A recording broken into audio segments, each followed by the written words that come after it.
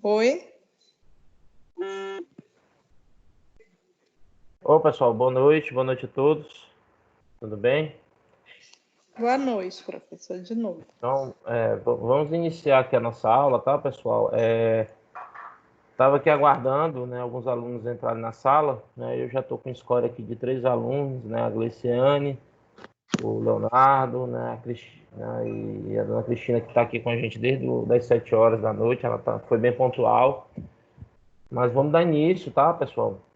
Só lembrando, reforçando mais uma vez que a nossa aula ela vai ficar disponível lá no Ava, né? Então, mais uma vez reforçando aí os colegas que não estão conseguindo acessar, né, fazer esse acesso de forma remota, já coloco aí para vocês, né, a importância de acessar posteriormente a aula, tá? E não, assim, não deixar atrasar conteúdo, tá? Quem tiver com alguma pendência no Ava com relação às atividades, já tenta resolver, beleza? E vamos lá, né? Vamos dar início aqui à nossa aula.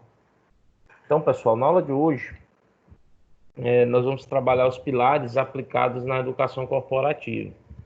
Então, na aula de hoje, nós vamos consolidar a unidade 3, né? Então, a gente, né, teve um enfoque bem direto, né, sobre a educação corporativa nessa unidade, e hoje nós vamos, né, trabalhar alguns pontos, né, bem específicos, né, bem diretos sobre, né, quais são os elementos que podem garantir, né, produtividade, que podem garantir o melhor desempenho dentro das práticas de educação corporativa, como também entender, né, a importância do desenvolvimento de competências dentro de um contexto, né, de trabalho, dentro de uma organização como um todo. O que é importante a gente entender? Um dos primeiros pontos, né, que foram colocados aqui durante as nossas aulas foi a importância do chá, né, que é o conhecimento, né, habilidades e as atitudes, né? Então nós colocamos isso, né, desde do início, né, desde o início da nossa disciplina a gente vem colocando, né, a importância do desenvolvimento das competências.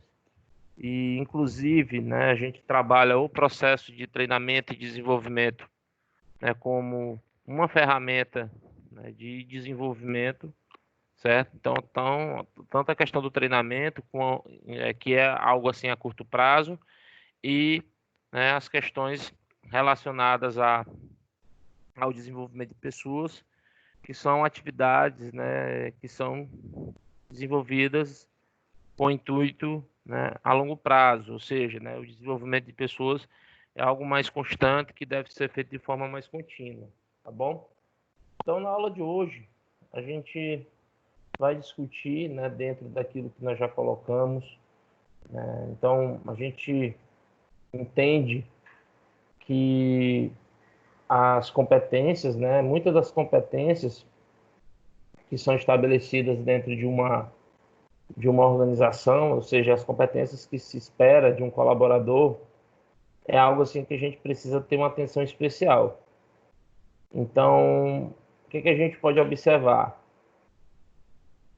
Que os trabalhadores, né, de uma forma geral, né, principalmente se a gente olhar para o mercado com relação a todo esse processo de mudança, né, de constantes mudanças, de novos cenários, o que a gente pode entender? Que as competências elas estão em plena expansão, né? Elas estão se expandindo conforme esse mercado muda. Se a gente, por exemplo, pensa que, professor, eu vou terminar meus estudos assim que eu concluir o curso de administração, né? E antigamente a gente tinha muito essa cultura, né? Fulano terminou os estudos, né? Muitas vezes terminar os estudos significava o quê? Terminar o ensino médio, conseguir um emprego e ingressar no mercado de trabalho. Isso muitos anos atrás. Depois de terminar os estudos significava o quê? Se formar. Meu filho é formado, né? Pronto, está formado, agora vai, né, trabalhar, terminou os estudos. E se a gente olhar, né, para esse mercado atual, é quase que impossível, né, você utilizar desse tipo de afirmação caso você queira, né, se manter nesse mercado altamente competitivo. E principalmente se tratando de empresas, né, empresas que buscam constantemente os melhores resultados, né, que buscam constantemente estabelecer propostas de inovação, e isso, né, faz com que essas empresas elas tenham colaboradores cada vez mais bem preparados, né, e que possam, né, se adaptar de forma rápida às novas situações impostas pelo ambiente empresarial, que, né, como eu falei, ele é cada vez mais competitivo. E o que a gente entende? Que mesmo com essa expansão, né, de competências, devido a essas exigências desse mercado competitivo, as empresas elas acabam enfrentando dificuldades para encontrar e contratar pessoas com as competências, né, requeridas e desejadas, né, pessoas que tenham essas competências que eu preciso enquanto empresa nesse mercado extremamente competitivo.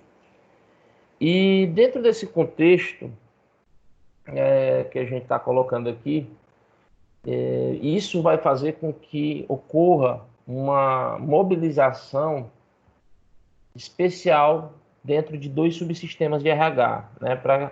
Só para a gente frisar aqui, nós sabemos, né, para quem pagou a disciplina de gestão de pessoas comigo, a grande maioria aqui, vocês foram os meus alunos na disciplina de gestão de pessoas, e a gente sabe que a gestão de pessoas ela tem ali, né, os sistemas de recursos humanos e os subsistemas, né, que tem os subsistemas, né, de agregar pessoas, manter pessoas, desenvolver pessoas e aplicar pessoas.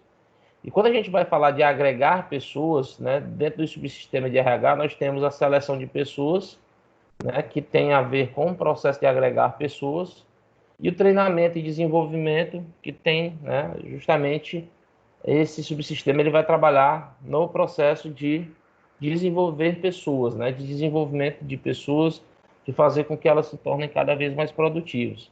Então, essa mobilização, né, da área de recursos humanos, nesse sentido, em promover, né, em trabalhar um processo de seleção de pessoas altamente eficaz, né, ou seja, que consiga mensurar, que consiga realmente validar todas as competências daqueles colaboradores que estão sendo, né, submetidos a um processo seletivo. E depois, né, fazer com que essas pessoas elas sejam treinadas e desenvolvidas dentro da empresa para fortalecer as competências que elas já possuem, como também, né, elas adquirirem novas competências dentro da necessidade da empresa. Então, fazer isso é algo extremamente desafiador, né? Então, há realmente essa importância da gente entender o papel da área de recursos humanos nesse sentido, né? Então, quando a gente vai falar, né, de pilares que podem ser aplicados na educação corporativa, que é o tema da aula de hoje, a gente vai reforçar justamente isso, tá? Então, a gente vai reforçar a importância das empresas, né, com relação ao processo de identificação, né, e contratação de profissionais altamente qualificados, né, onde você pode estabelecer com esses colaboradores um processo constante de aprendizado, né, de atualização dessa mão de obra. E tudo isso, evidentemente, né, para estabelecer aí um ambiente, né, onde essas pessoas possam ser competitivas, né, por meio dessa mobilização de suas competências. E aí o que é importante que a empresa faça, né, para que ela consiga desenvolver isso? Então nós vamos trabalhar justamente esse conjunto de pilares que podem fortalecer, né, esse tipo de gestão, esse tipo de mobilização da área de recursos humanos para a mobilização das competências dos seus colaboradores, que é a questão relacionada a capital intelectual, tá bom? A questão de valorizar, de identificar e valorizar os ativos intangíveis, né? Então, isso são variáveis que a gente precisa observar. E como é que a gente vai observar isso? A gente vai observar esses pilares dentro aqui da educação, assim, esses pilares da educação corporativa, a gente vai visualizar isso aqui dentro da situação da empresa, né, que é a empresa, a Milica, que é uma empresa, né, que está aí passando por uma árdua tarefa, né, de transformar toda a sua força de trabalho em um diferencial competitivo, tá bom? Então, o que a gente vai precisar avaliar dentro dessa situação? Só um minutinho aqui, gente. Só um minutinho só. Deixa eu ver bem que Estou recebendo aqui uma mensagem, só um minuto. Beber uma água.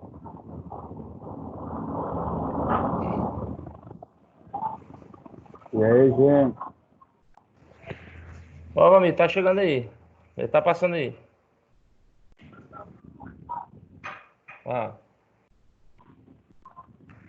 Então vamos lá, gente. Então, retomando aqui a nossa aula, então o que a gente vai observar? Toda essa situação que a gente vai discutir aqui, toda essa análise que a gente vai fazer, né, a respeito, né, dessa mobilização de competências, do que precisa ser trabalhado e do que precisa ser desenvolvido, a gente vai fazer isso dentro da empresa Milica, né, que ela tem esse desafio, né, de transformar toda a sua força de trabalho, como eu disse, num processo, né, de diferencial competitivo, tá? E o que a gente vem colocando nessa empresa, né? O que a gente pode citar, né, das ações que foram desenvolvidas nessa empresa para que a gente possa fazer o que está sendo proposto aqui na aula de hoje.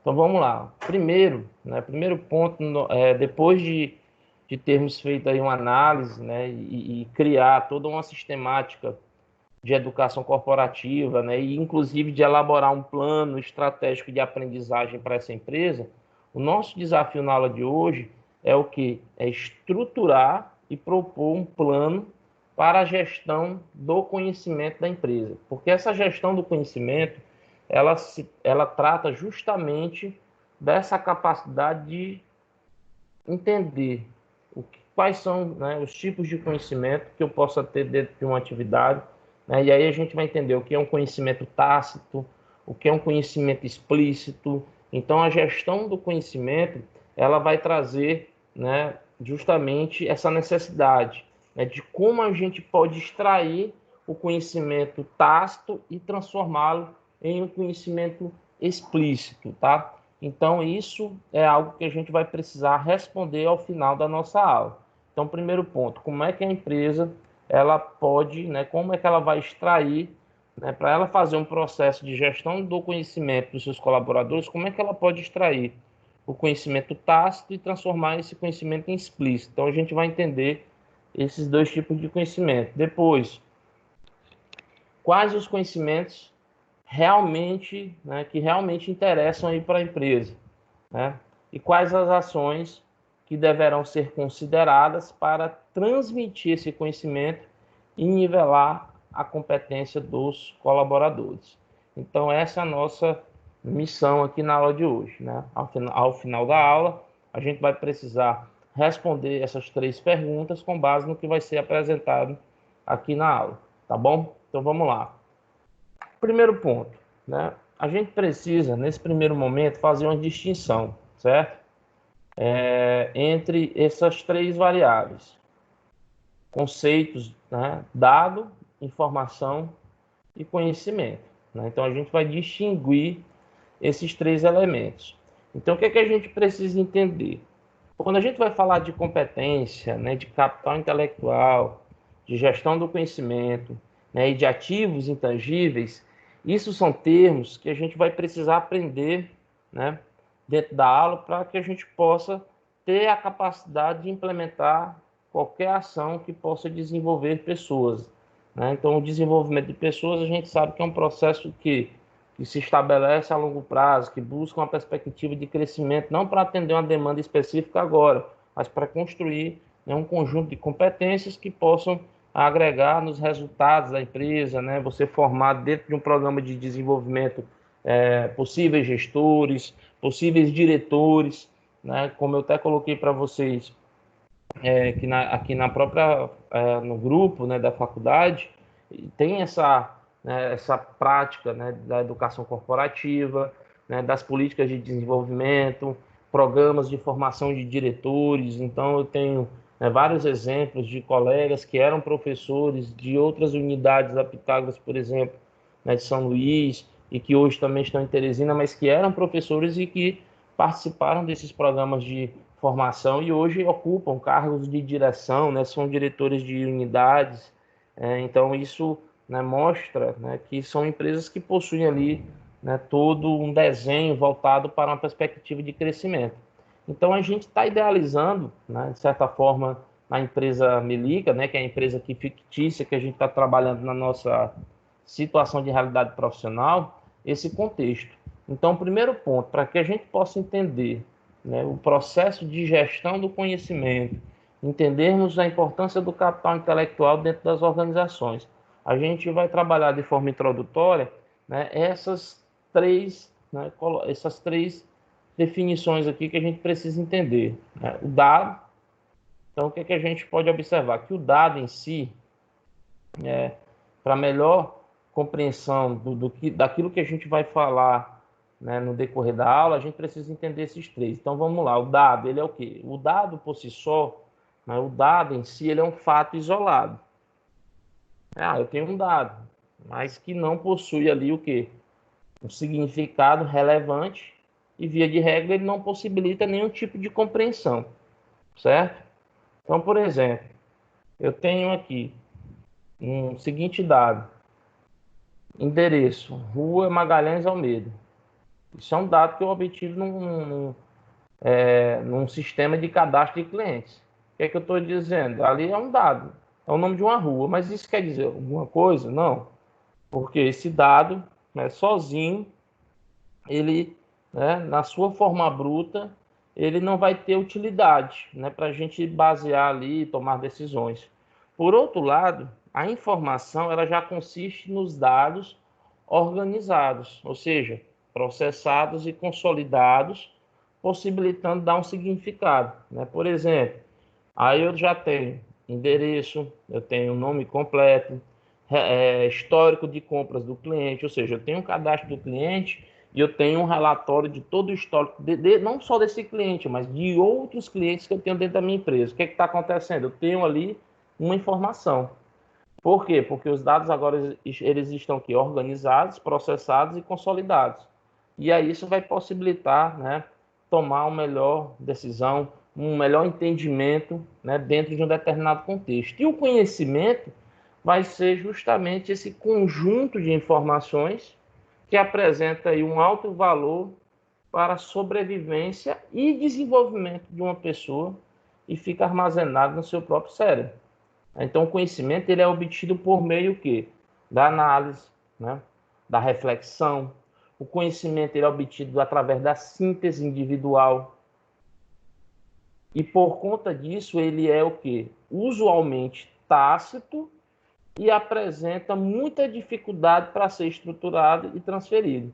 Por exemplo, quem já viu aquela situação onde você observa, rapaz, aquela pessoa ela tem bastante conhecimento, porém ela tem para ela não consegue transmitir, ela não consegue colocar em prática, ela não consegue explicitar o seu conhecimento.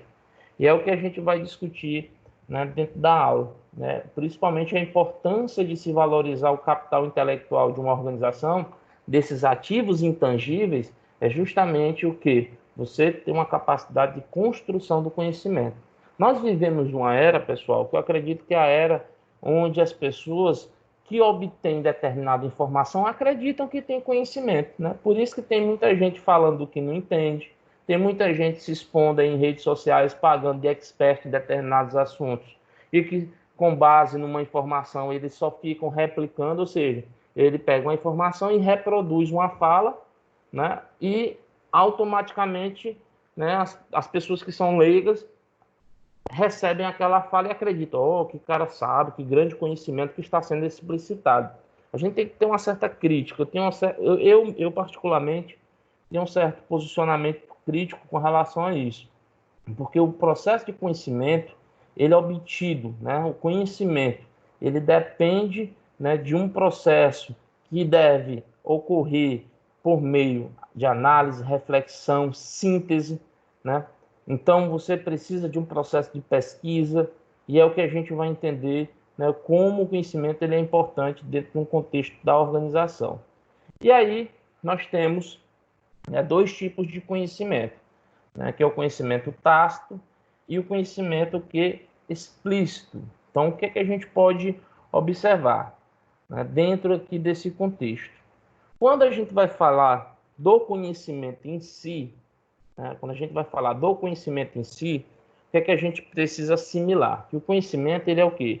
Ele é um estado provisório de aceitação e percepção da realidade de um objeto ou evento, estado este que pode ser articulado em uma estrutura cognitiva própria, gerada pela experimentação e interação do indivíduo com o ambiente no qual ele e o objeto / evento estão inseridos.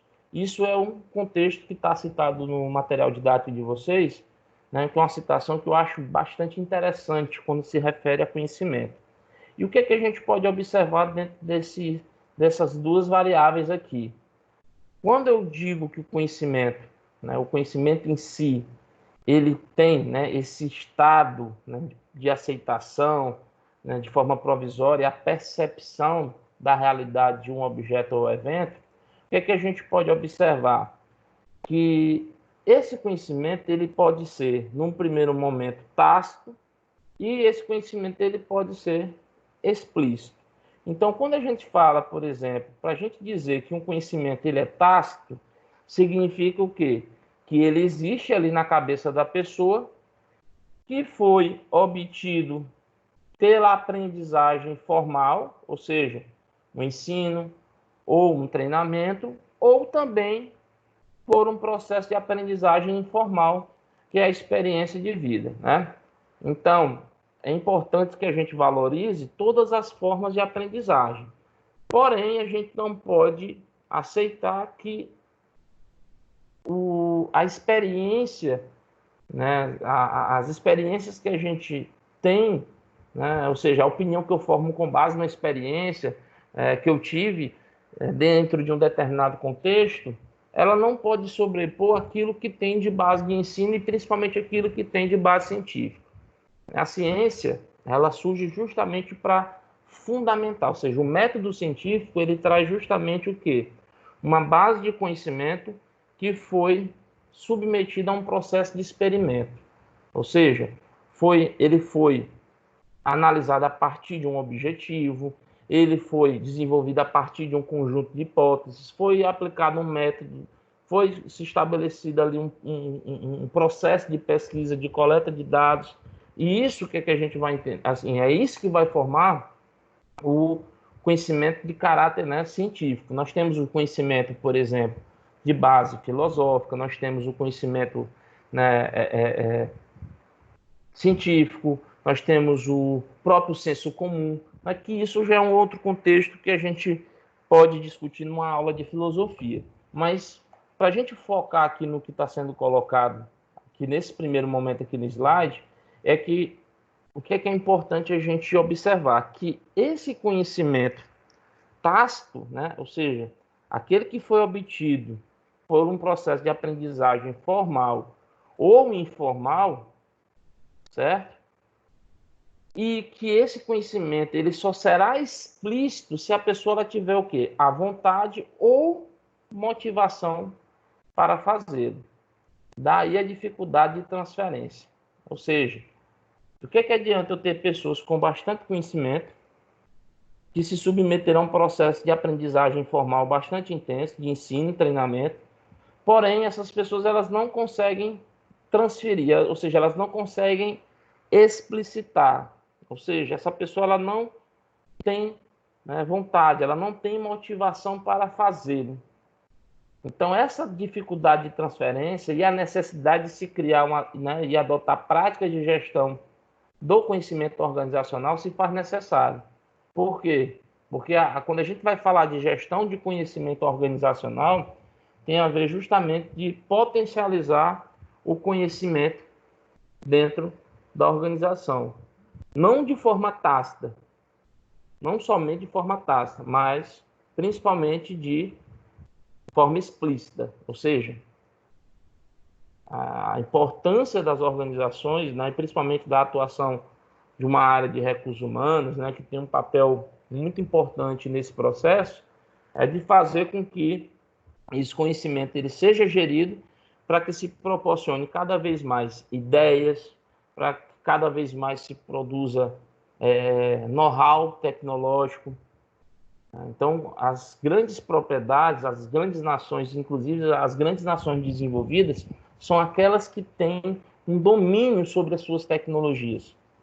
São países que possuem, aí vem um outro contexto que eu estou relacionando com esse tema, que é um contexto mais voltado para a atividade econômica, que as grandes potências, né, as grandes potências mundiais, né, os grandes países que estão em processo de desenvolvimento foram aqueles que conseguiram ter o quê? Patentearam a toda a sua base de conhecimento, né, que tiveram dentro da sua atividade industrial, né, um processo de crescimento não só tecnológico, mas de atividades extremamente complexas, com alto índice de produtividade. Né? Então, essas atividades, né, essas atividades com maior capacidade de produção, né, com maior nível de complexidade, são as que geram os melhores empregos e pagam os melhores salários. Né? Então, você vê o quanto é importante se ter, né, uma base de conhecimento extremamente ativa. Né? Então, é muito importante o processo de conhecimento. Então, para a gente entender essa informação, aí eu convido que vocês analisem aqui junto comigo esse exemplo que está no material didático aí dos senhores, que traz aqui a situação, né, de uma empresa, né, uma fábrica de copos de plásticos, né, a Plascopos. Ela levantou os seguintes dados, né, sobre a sua produção, né, e sobre a produção da concorrência. Aí vocês estão vendo aqui, ó, para eu me estender na leitura, a gente tem o que é a capacidade produtiva, né, a produção média nos últimos 6 meses, o número de peças com problemas de qualidade, aí você tem o rendimento da produção dos concorrentes, o índice de perdas na produção dos concorrentes, e aí o que, é que a gente observa? Todas essas informações aqui, elas são dados, né? Ou seja, eu tenho dados referentes à capacidade produtiva, né? E o que, é que a gente vai observar? Que após o processamento dos dados, a empresa conseguiu as seguintes informações, ou seja, aí nós temos aqui, ó, o rendimento da produção é igual a 85% da capacidade instalada e abaixo do padrão médio da concorrência, porque eu já estou fazendo aqui uma relação do dado referente à minha empresa e relacionando com a concorrência. Então, outra informação que nós temos aqui, o índice, né, e perdas na produção. Aqui a informação que eu tenho é que 10% do que foi produzido é muito acima do padrão médio da concorrência. Então, o que, é que a gente pode observar? Que diante dessas informações, o diretor industrial explicou o seu conhecimento, né, declarando que o maquinário é antigo, né, e recebe manutenção corretiva, né, mais manutenção corretiva do que a preventiva, ou seja, eu faço mais manutenção no meu maquinário para resolver um problema, ou seja, eu estou constantemente parando o meu processo de produção para poder fazer manutenção do meu maquinário. Então, não há ali uma efetividade de uma manutenção já de forma preventiva. E isso, né, é uma das justificativas para que a produção tenha paradas. Já com relação ao índice, né, o que é que nós temos aqui? O diretor ele passa a colocar que o molde, né, como as máquinas, o diretor diz que como as máquinas, o molde, né, que dá o formato aos copos já passou do seu limite da vida útil, né, dificultando aí a garantia de conformidade exigida pelos clientes e gerando assim perdas por problemas de qualidade. Então, observe que nós temos aqui nesse exemplo um conjunto de dados, né, que isolados eles não vão representar muita coisa, né, mas o contexto, ou seja, o processamento desses dados vai me dar informações e a partir dessas informações a gente pode fazer uma melhor, né, análise, a gente pode fazer uma melhor síntese do problema que está ocorrendo dentro de uma empresa. Então, o que é que a gente pode considerar aqui dentro desse contexto? É que quando a gente coloca esse exemplo, né, do slide anterior, o que é que a gente pode observar? que o diretor de produção, no caso, aí ele tinha um conhecimento tácito da situação. Se a gente for observar, o conhecimento do diretor industrial, nesse exemplo aí fictício que foi colocado, ele foi fundamental, né, para a gente encontrar aí as causas dos problemas. Então vamos lá, vamos tentar entender.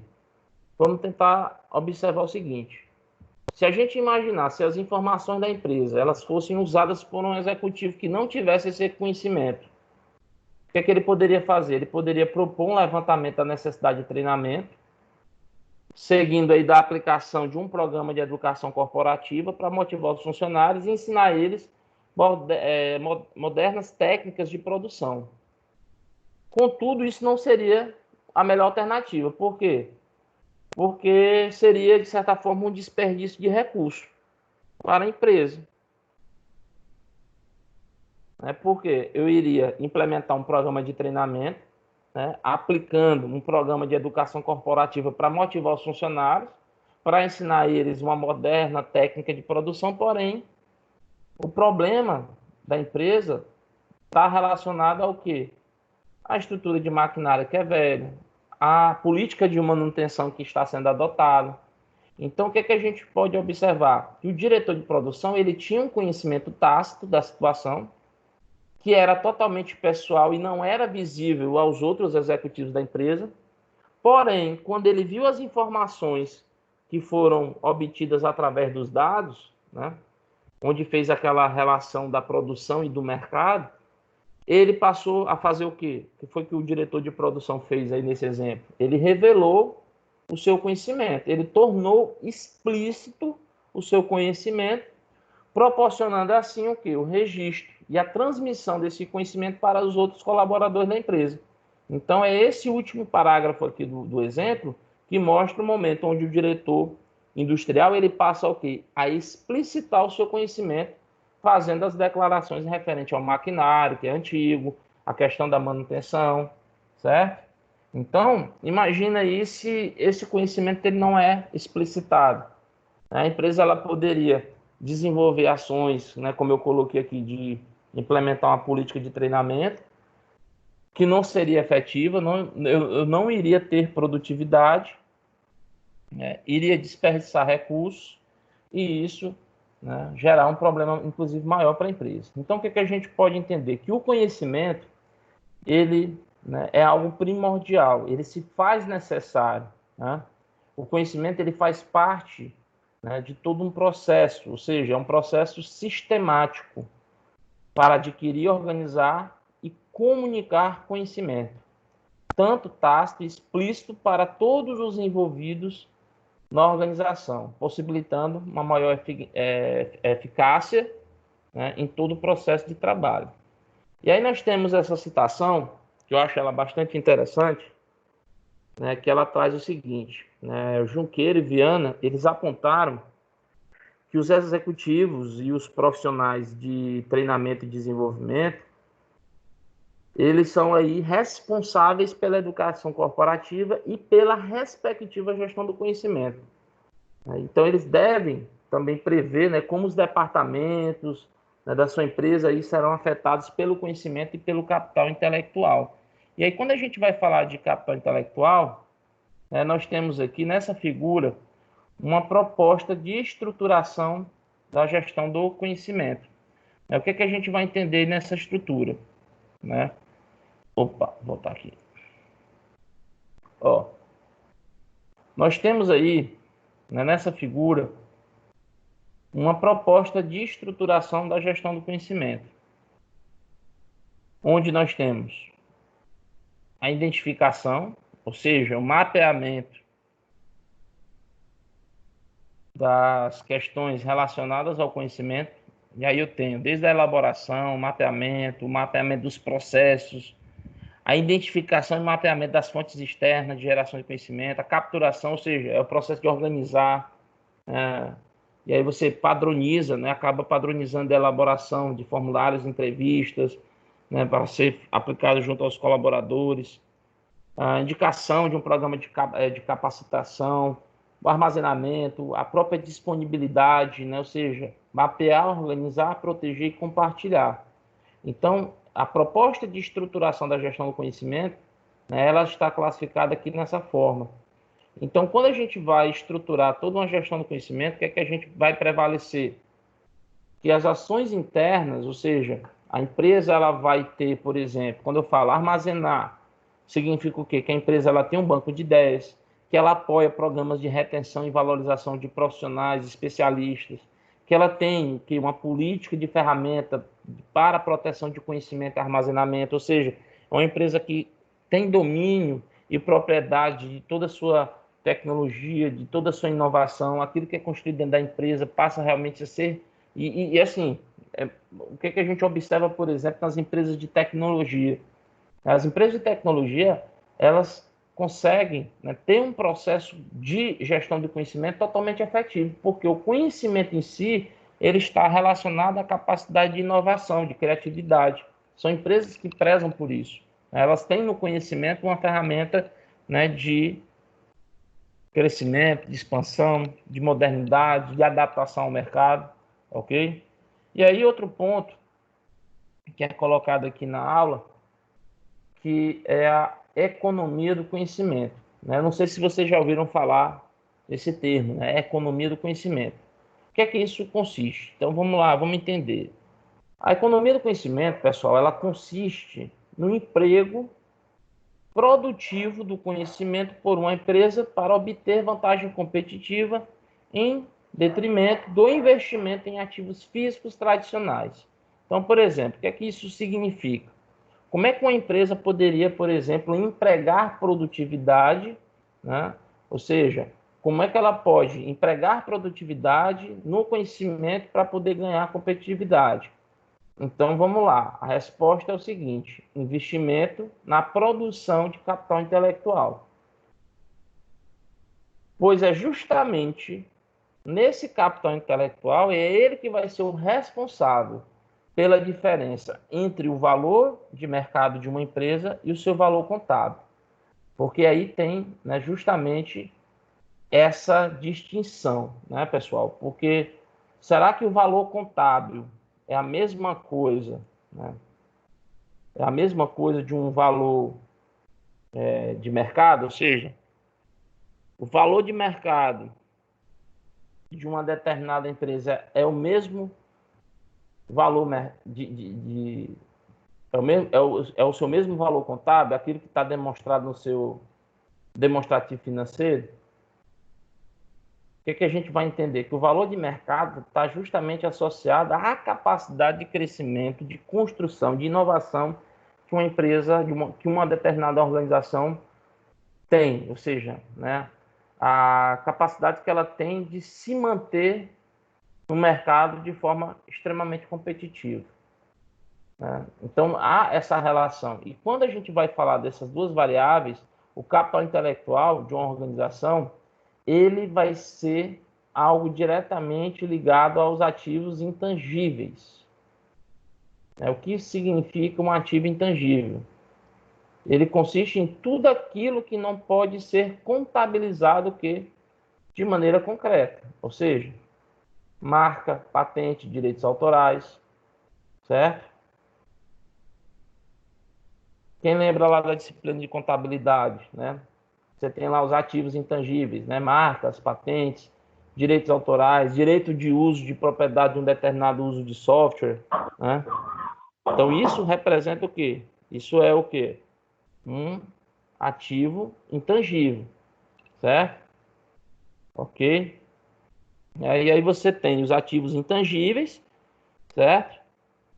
Que é essas questões, e tem os ativos que já são tangíveis, né? Aquilo que eu posso mensurar, por exemplo, a questão dos imóveis, né? A máquina, os equipamentos de uma empresa, certo? Então, o capital intelectual de uma empresa, ele vai ser justamente composto por essas patentes, pelos processos que foram desenvolvidos, pelas habilidades dos seus colaboradores, as tecnologias, a sua informação, o nível de conhecimento que essa empresa tem, né? Esses ativos intangíveis, eles têm uma grande representatividade no valor de mercado de uma empresa. Então, o que a gente pode observar? E aí tem essa citação que ela me chama bastante atenção, que eles colocam aqui que algumas empresas elas têm um valor de mercado muito maior que o seu patrimônio líquido, indicando, né, indicando que somente 15% do valor dessas empresas são oriundos da contabilização de seus ativos tangíveis. E os 85% restantes advêm do seu capital intelectual. Então, mesmo tendo aí esse percentual, apesar disso, essa relação ela pode variar muito conforme a estratégia da empresa. E aí vem, por exemplo, o caso da Microsoft, né? Que ela tem aí uma relação extraordinária entre o seu valor contábil, tangível, e o seu valor de mercado, que está ali agregando os ativos intangíveis. De modo que apenas 1% de seu valor é contabilizado pelos padrões tradicionais e 99% do seu valor intangível. Ou seja, é uma empresa que, devido à sua capacidade de criação de inovação, faz com que o seu valor de mercado ele tenha um peso muito maior agregado aos ativos intangíveis. E aí nós temos um exemplo aqui também bem interessante, né, trazendo essa exemplificação, né, do mercado, né, do que vem a ser essa relação entre os ativos. Ó, no caso da Nike, a empresa de produtos esportivos Nike é a maior do mundo em seu segmento. Está abocanhando em média, né, ela tem um market share, né, que é a participação de mercado de 35%, né? Ela tem 35% de market share, né, de participação no mercado. Patrimônio líquido aproximado da empresa, isso dentro da época Então, esses valores, inclusive, eles estão até desatualizados, né? Mas no momento onde foi feito esse levantamento, você tem aqui um valor aproximado da empresa, né, em torno de 12 bilhões de dólares. Porém, o valor de mercado, né, ou seja, o patrimônio líquido é de 12 bilhões, mas o valor de mercado está acima dos 27. A empresa, né? Então, esse valor de mercado está justamente relacionado à capacidade de geração de caixa futuro da empresa, com base na sua capacidade tecnológica de inovação, de criação e de sempre estar à frente do mercado. Então, essa empresa, né, que fatura em cerca de 32 bilhões ao ano, com lucro próximo de 3 bilhões, ela tem aí uma unidade fabril, ou quer dizer, ela não tem uma unidade fabril sequer, e seus funcionários estão focados estrategicamente em iniciativas de inteligência de marketing, inovação, desenvolvimento de produtos, novos produtos e design. Então, o que acontece, meu amigo? Ou seja, o valor de mercado dessa empresa está diretamente ligado a seus ativos intangíveis. E aí, outro ponto que a gente precisa trabalhar, né, e entender dentro de um processo de gerenciamento é as informações a respeito da singularidade, né?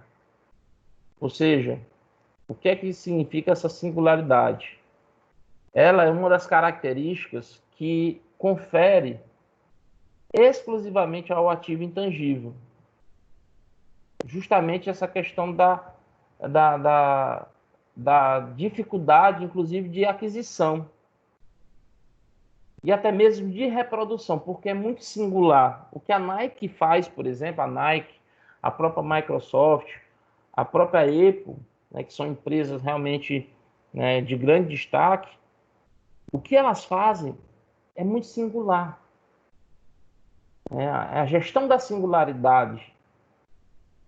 Por exemplo, quando a gente vê um tabuleiro de xadrez, né, um tabuleiro de xadrez, o que é que tem de interessante no tabuleiro de xadrez que tem a ver com singularidade? Por que um xadrez ele é diferente da dama? Gerir conhecimento e gerir essa singularidade é justamente entender que se eu for trabalhar a minha organização como um tabuleiro de dama, eu vou querer aplicar o mesmo movimento para todas as peças. A singularidade já, né, você entende a singularidade olhando para um tabuleiro de xadrez, um jogo de xadrez onde você tem peças com movimentos distintos e que você tem que adequar dentro desse movimento a sua melhor estratégia para garantir o melhor resultado. Então, essa singularidade ela é uma característica que confere, né, exclusividade ao ativo intangível. A construção de ideias, capacidade de criação, tá? Então, isso acaba dificultando a aquisição, né, de outras pessoas, outras organizações adquirirem, né, ou até mesmo de reproduzirem aquilo que é feito, né? Inclusive, por exemplo, a própria marca, né, como é colocado aqui, uma marca, ela é protegida por lei. Uma marca o quê? Marca registrada, ela é exclusiva, né? Então, são grandes empresas que conseguiram realmente desenvolver, né, dentro da sua estratégia, essas questões relacionadas à singularidade, como eu disse, né? No caso, por exemplo, né, de uma logomarca, é algo que, inclusive, é protegido por lei. Ok? Alguma pergunta, galera? É porque esse assunto eu acho ele bem complexo, mas eu acho ele muito interessante, porque ele dá para a gente essa visão assim, do que vem a ser o conhecimento dentro de uma empresa. Será que o conhecimento, gente, é somente aquilo que é feito no dia a dia, né, em termos de processo, né, de padrão, ou tem a ver com essa capacidade de inovação que uma empresa tem? Eu sempre falo, gente, que defender uma gestão por conhecimento, a gestão de competências, né, que tenha uma base de conhecimento, ela pode ser aplicada por qualquer tipo de negócio, certo? Eu acredito que uma empresa de pequeno porte, ela já pode pensar de forma criativa, de forma inovadora, todo o seu modelo de negócio. Quantas empresas, pequenos negócios estão se adequando, se reinventando nesse período atual, né, mediante aí uma necessidade, mas que dentro dessa necessidade, alguns estão conseguindo, inclusive, encontrar, né, oportunidades, né, de repensar o seu próprio modelo de negócio. Quantas empresas, inclusive, vão estabelecer o home office como uma prática já, né, fixa na própria empresa, né? Muitas empresas, escritórios, que devido a esse cenário começaram a enxergar a necessidade de reformular todos os seus processos, métodos de trabalho, né? Então isso são pontos que precisam ser considerados, né? E além da singularidade, nós temos aí a não rivalidade e a capacidade de escala. Aí, vamos lá, o que seria essa característica de não rivalidade? A característica, gente, de não rivalidade, ela confere ao ativo intangível a possibilidade de ser utilizado simultaneamente e de variadas maneiras.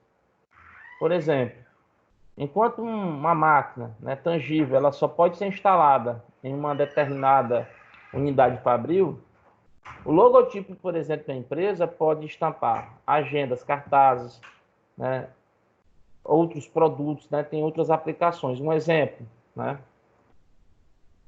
Vou até colocar aqui no slide, ó, Coca-Cola, né? A Coca-Cola é um exemplo disso, né? Coca-Cola, o valor de mercado, né, está muito relacionado a esses ativos intangíveis. A própria marca em si, a marca Coca-Cola, ela tem um peso muito grande para a companhia. Uma marca que hoje está no mundo da moda, né? Sandálias, né? Bolsas, acessórios. É uma marca que está estampada. Então, assim, ela tem é isso que significa essa característica de não rivalidade. E a capacidade de escala, né, dos ativos intangíveis, ela é o quê? Ela é percebida no momento em que a empresa, né, pode optar por elevar a sua capacidade produtiva. Então, por exemplo, o que é que isso representa? Enquanto, né, ela deverá desembolsar recursos financeiros, né, para investir na aquisição de maquinários e equipamentos para crescer, ela poderá usufruir de sua marca ou de suas patentes sem a respectiva elevação do investimento inicial, causando um efeito usualmente chamado de retorno crescente de escala. De uma forma mais simples, ou seja, quanto maior for a aplicação do ativo intangível, mais o investimento nele será diluído. E, por consequência, maior será o retorno sobre o seu investimento. Então, né, os ativos intangíveis eles têm, né, essa capacidade de escala, ou seja, ela é percebida no momento em que a empresa ela vai optar por elevar sua capacidade produtiva. Então, eu posso o quê? Né, potencializar a marca, eu posso causar um efeito de retorno crescente de escala. Quanto maior for essa aplicação no ativo intangível, ou seja, em marcas, patentes, propriedade tecnológica, propriedade de ideias, que são ali, essas ideias acabam sendo patenteadas, né, e construído ali dentro daquela organização um novo modelo de negócio, um novo produto, uma nova tecnologia. Então, isso vai garantir um maior retorno sobre o investimento. E aí, os pilares, né, nós temos aqui os pilares do capital intelectual. Então, gerir o capital, né, para a gente entender o que é que forma, né, o que é que sustenta o capital intelectual nas organizações. É o registro das práticas, tá? É o registro das práticas, ok? Que a gente pode entender que, né, no caso, quando a gente vai falar de registro das práticas, é necessário que se estabeleçam aí atitudes, né, e procedimentos estruturados que possam garantir e viabilizar o registro das atividades, dos processos e dos projetos desenvolvidos de forma específica e sistemática dentro daquela organização, ou seja, as práticas são registradas.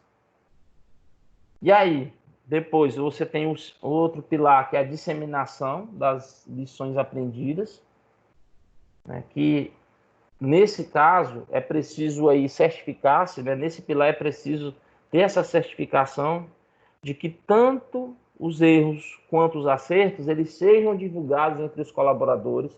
É aquela questão da gestão participativa, onde você tem um envolvimento, né, de todos os colaboradores, onde se adota ali uma prática de disseminação das lições. É um processo de aprendizagem organizacional, aprendizagem constante. A empresa ela otimiza, né, a utilização de seus recursos, tornando ali cada vez mais eficiente, ela potencializa os seus resultados, ou seja, ela dissemina todas as lições que são aprendidas, se perpetua na inovação. A perpetuação na inovação, ela tem a ver justamente, né, com essa capacidade, né, de inserção natural das práticas inovadoras dentro do...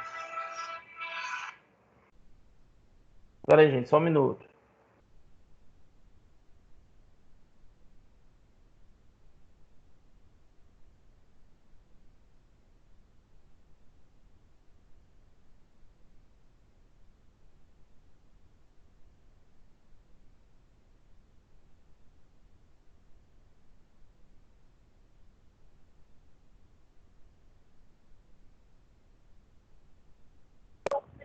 E aí, galera?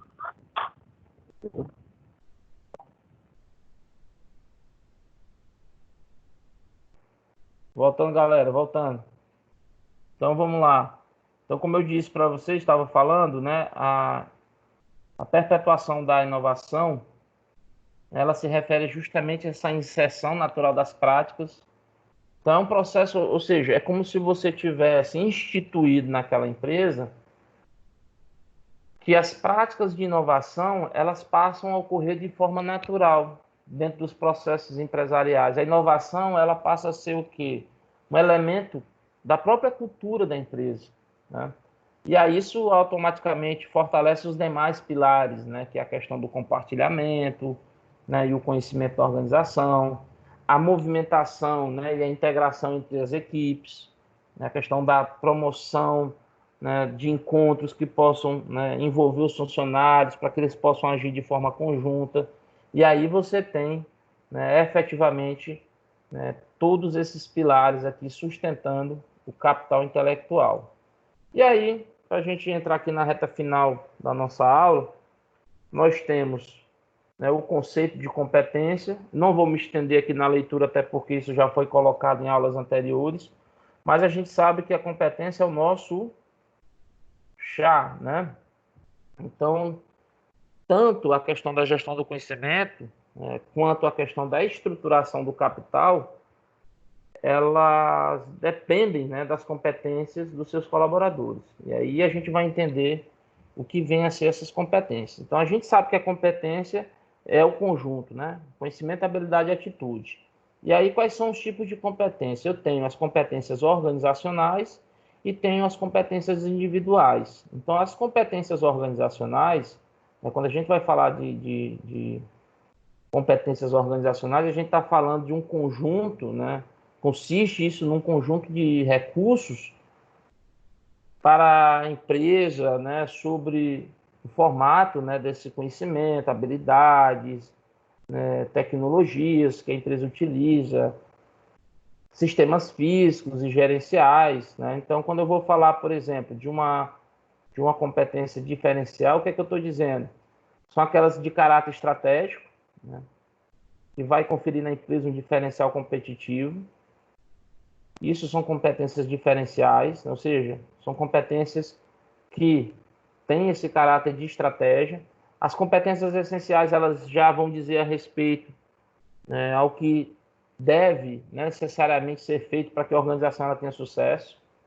Então, isso tem a ver justamente com, né, as diretrizes, né, a percepção do cliente sobre essas competências, ou seja, você vai numa empresa X, né, principalmente empresas que já estão bem consolidadas no mercado, bem conhecidas, que possuem uma marca consolidada, são empresas que você já sente o processo, você sente a própria prestação de serviço sendo feita de uma forma padrão. Porque as competências essenciais, elas acabam estabelecendo dentro da organização o que é importante ser feito. E os clientes percebem isso em termos de processo, de atendimento, de estrutura de negócio. E falando de competência, né, a estrutura de negócio ela é um padrão, mas a competência em si ela é a forma como as pessoas atuam dentro dessa estrutura, né? São competências essenciais, né? Ou seja, dizem a respeito do que deve necessariamente, né, ser feito para que a organização tenha sucesso. Então, se você vai nessas empresas que atuam em cenário não só nacional e internacional, as grandes marcas, você vai numa loja de grife de uma... vamos lá, você vai lá na Coco Chanel, você vai numa loja da própria Lacoste, né? Você vai numa loja em São Luís, você vai em Teresina, você vai lá nos Estados Unidos, enfim. Para onde você for, aquela loja ela tem o quê? Ela tem essa competência essencial estabelecida. As competências básicas, ela já consiste no que a empresa ela deve fazer, né, para se tornar operacional, né? Ou seja, são competências básicas, né, de nível operacional, né, do que precisa ser feito, tá? E terceirizáveis, né, que são aquelas que a empresa ela não tem um alto grau de especialização ainda, elas não têm isso dentro da sua estratégia de negócio. Aí o que é que elas fazem? Elas transferem, elas terceirizam, né? A própria palavra por si só já diz. E além dessas competências organizacionais, nós temos as competências individuais, né? Que são as competências conceituais, técnicas, interpessoais, né? As habilidades conceituais, né? As habilidades ou competências, habilidades não, desculpa, competências conceituais, técnicas, né, e humanas ou interpessoais, elas trazem para a gente aquilo que é importante, né, dentro de um contexto de organização.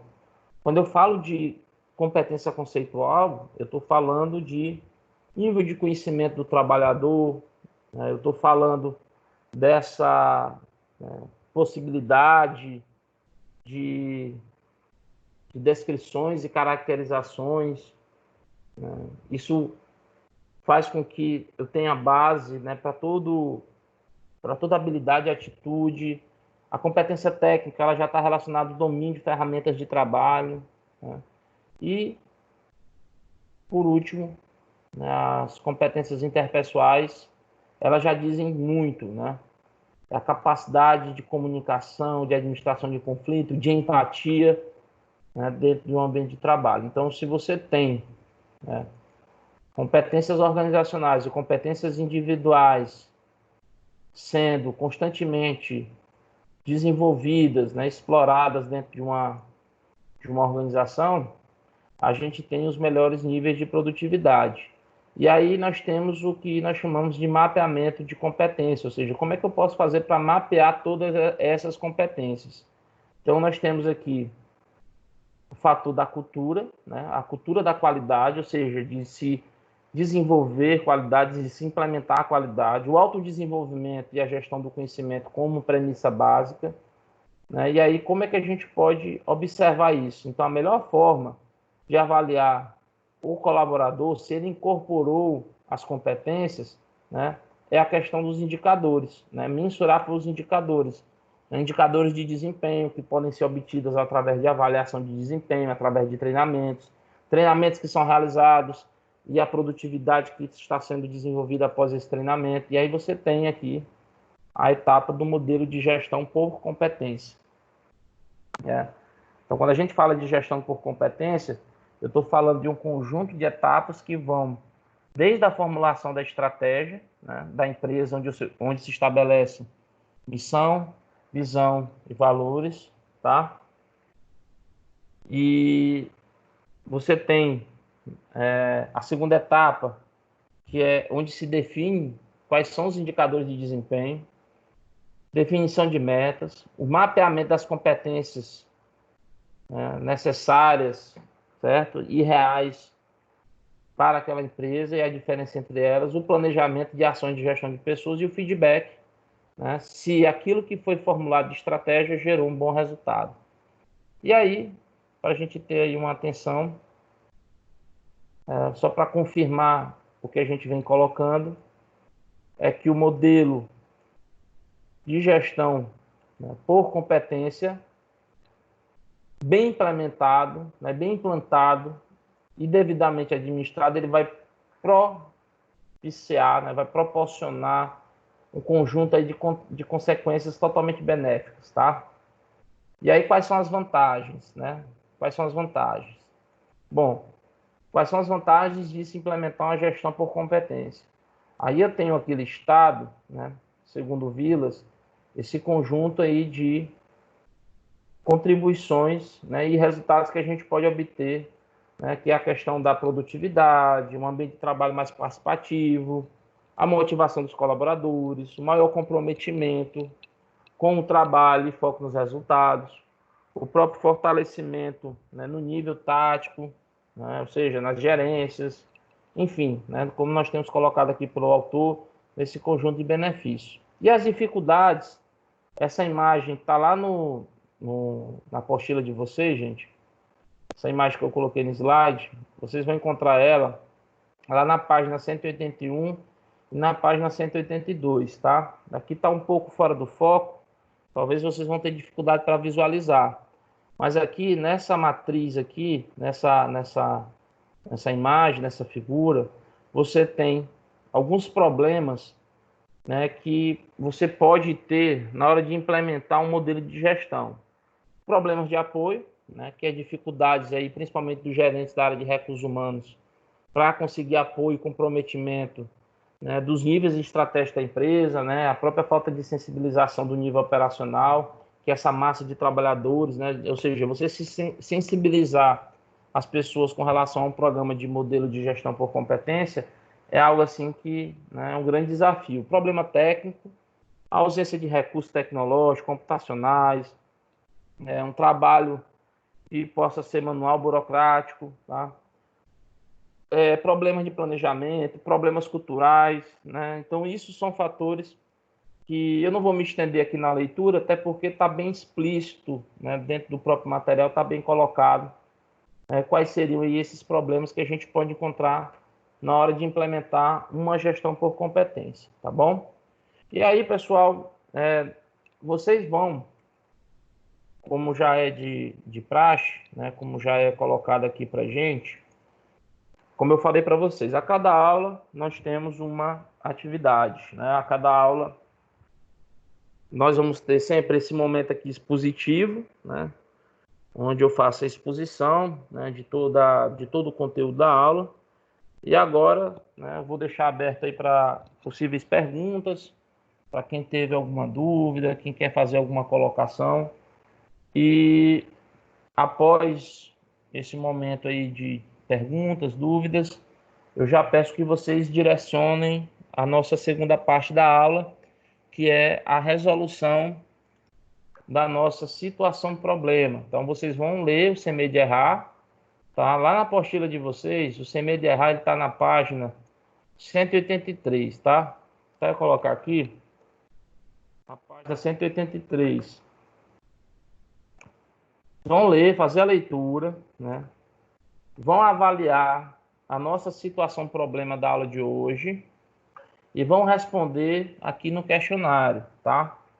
Então, o QR Code está aqui disponível, você pode usar aí o leitor de código do seu celular e pode também pegar no Ava, tá? No Ava eu coloquei também lá na Encontro 3, Seção 3, lá no espaço aula, tem um slide da aula, nesse slide aqui que eu estou usando, e tem também já o link para você acessar aí o questionário e responder as 3 perguntas referentes à nossa situação-problema, tá?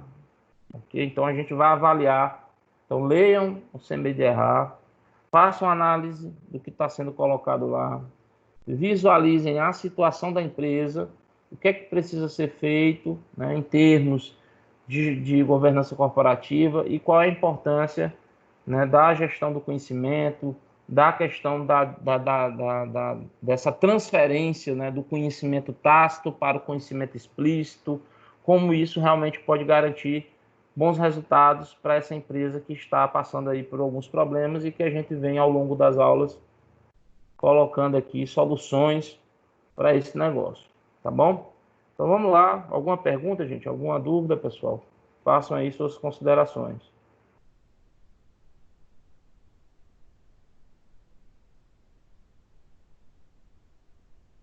Renan, meu filho, bora, Renan. Fora o que você quer falar aí.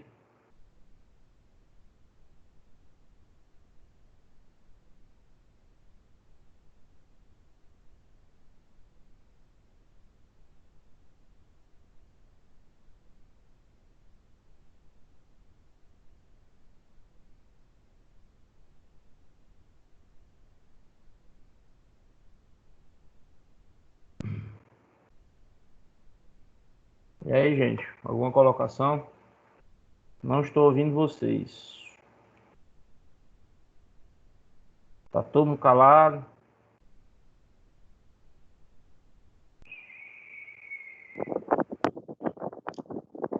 Raimundinha, meu irmão.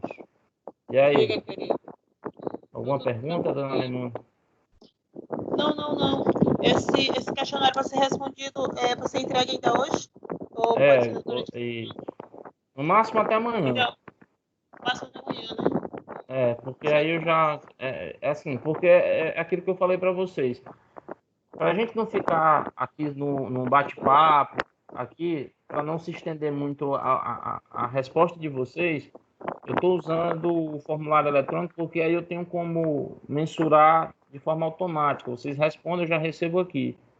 Porque aí eu começo a interagir com vocês, tendo ali um feedback do que é que vocês entenderam sobre a aula, né, e sobre o problema, tá bom? Então, assim, o ideal é responder hoje, entendeu? Mas se por algum motivo não tiver, mas no máximo amanhã já coloca essa resposta lá, tá? Para poder avaliar, até porque a nota